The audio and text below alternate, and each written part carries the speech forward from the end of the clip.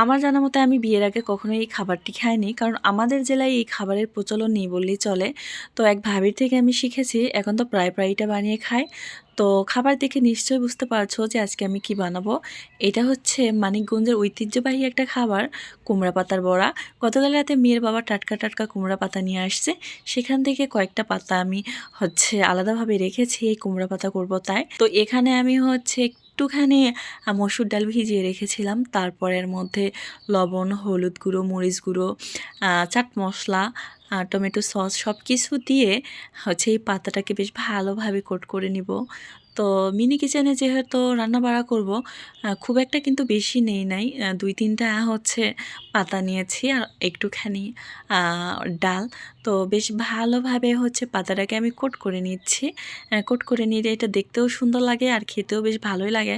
আমি তো এই খাবারটার প্রেমে পড়ে গেছি। কি সুন্দর মুচমুচা হয়।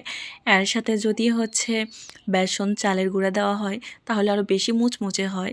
তো আমি যখনই বানাই বেসন না হয় চালের গুঁড়া দেওয়ার চেষ্টা করি। তাছাড়া কর্নফ্লাওয়ারও দেওয়া যায়।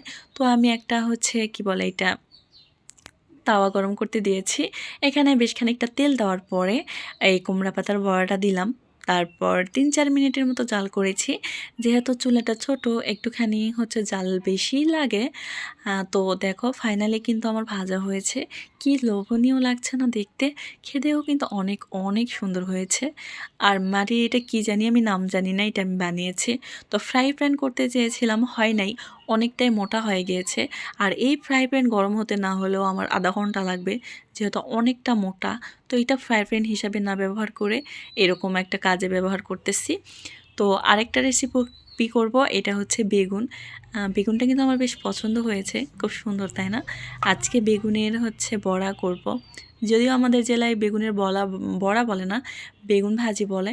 তো এখানে আমি লবণ, হলুদ, তারপরে মরিচের গুঁড়া আর একটুখানি সরিষার তেল দিয়ে বেশ ভালোভাবে এটাকে একটুখানি করে নিচ্ছি, মেশ করে নিচ্ছি। এখন আমি ভাজবো। গত পরশুদিন রাতে শাক ভাজতে গিয়ে হঠাৎ আমার গ্যাস শেষ হয়ে যায়। তো সকালবেলা আমি ইলেকট্রিক চুলা বের করেছি যে এই চুলায় আপাতত রান্না করি, পরে গ্যাস ভরে নিয়ে আসবে। কিন্তু 11টা পর্যন্ত অপেক্ষা করার পরেও দেখলাম কিছুতে কারেন্ট আসছিল না। তো সবাই বলাবলি করছিল 5টার পরে কারেন্ট আসবে। কিন্তু 5টা পর্যন্ত তো আর না খেয়ে থাকতে পারবো না। তাই বাধ্য হয়ে আমার বানানো এই কিউট মাটির চুলাটা বের করে এখানে দুপুরের আয়োজনের জন্য কিছু রান্নাবাড়া বসিয়ে দিয়েছি। বিবাহিত জীবনে 11 বছরে আর কি দ্বিতীয়বারের মতোই মাটির চুলায় রান্না করতেছি। আমার বানানো চুলা, নিজে রান্না করতেছি, একটা অন্যরকম অনুভূতি কাজ করতেছে। তো তেমন একটা অভ্যাস নেই মাটির চুলায় রান্নাবাড়া করার। তেমন কিছু করব না, ফ্রিজে ভর্তা আছে। আর এই মাছ দিয়ে পালং শাকের ঝোল করব। এটাই হবে আজকে দুপুরের মেনু। তো আজকে তাহলে এই পর্যন্ত। সবাই ভালো থেকো, সুস্থ থেকো। আল্লাহ হাফেজ।